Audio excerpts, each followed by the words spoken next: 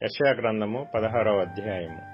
అరణ్యపు తట్టుననున్న సెల నుండి దేశము నేలువానికి తగిన గొర్రెపిల్లలను కప్పముగా సీయోను కుమార్తె పర్వతమునకు పంపుడి. గూటి నుండి చెదరి ఇటు అటు ఎగురు పక్షుల వలె అర్నోను రేవుల యొద్ద మోయాబు కుమార్తెలు కనబడుదురు. ఆలోచన చెప్పుము, విమర్శ చేయుము. చీకటి కమ్మినట్లు మధ్యాహ్నమున నీ నీడ మా మీద ఉండనియ్యుము. చెదరిన వారిని దాచిపెట్టుము, పారిపోయిన వారిని పట్టియ్యకము. నేను వెలివేసిన వారిని నీతో నివసింపనిమ్ము. దోచుకొనువారు వారి మీదికి రాకుండున్నట్లు మోయాబీయులకు ఆశ్రయముగా ఉండుము. బలాత్కారులు ఓడిపోయిరి, సంహారము మానిపోయెను.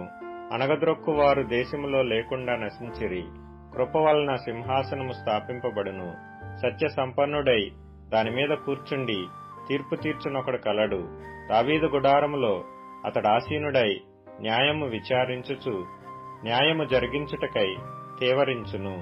మోయాబీయులు బహు గర్వము గలవారని మేము వినియున్నాము.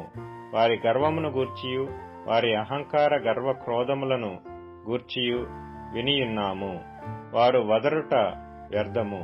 కావున మోయాబీయులు మోయాబును గూర్చి అంగలార్చుదురు, అందరూ అంగలార్చుదురు. మోయాబీయులారా, కేవలము పాడైయున్న కీర్హరెషెతు ద్రాక్ష పండ్ల అడలు దొరకక మీరు మూలుగుదురు. ఏలయనగా హెష్బోను పొలములు, సిబ్మా ద్రాక్ష వల్లులు వాడిపోయెను.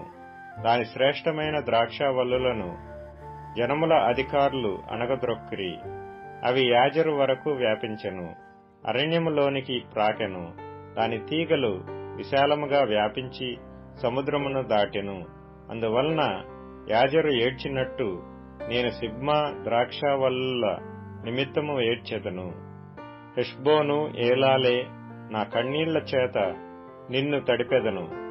ఏలయనగా ద్రాక్ష తొట్టి త్రొక్కి సంతోషించున్నట్లు నీ శత్రువులు నీ వేసవికాల ఫలముల మీదను నీ కోత మీదను పడి కేకలు వేయుదురు.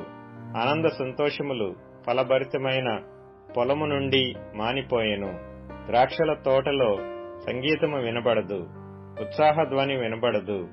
గానుగులలో ద్రాక్ష గెలలను త్రొక్కువాడెవడునూ లేడు. ద్రాక్ష తొట్టి త్రొక్కువాని సంతోషపు కేకలు నేను మాన్పించియున్నాను. మోయాబు నిమిత్తము నా గుండె కొట్టుకొనుచున్నది. కీర్హరెసు నిమిత్తము నా ఆంత్రములు సితారా వలె వాగుచున్నవి. మోయాబీయులు ఉన్నత స్థలమునకు వచ్చి ఆయాసపడి ప్రార్థన చేయుటకు తమ గుడిలో ప్రవేశించున్నప్పుడు వారికేమీయూ దొరకకపోవును. పూర్వకాలమున యెహోవా మోయాబును గూర్చి సెలవిచ్చిన వాక్యము ఇదే. అయితే యెహోవా ఇప్పుడు ఇలాగన ఆజ్ఞ ఇచ్చుచున్నాడు. కూలివాని లెక్క ప్రకారము 3 ఏండ్లలోగా మోయాబీయుల యొక్క ప్రభావమును వారి గొప్పవారి సమూహమును అవమానపరచబడును. శేషము బహు కొద్దిగా మిగులును, అది అతి స్వల్పముగా నుండును.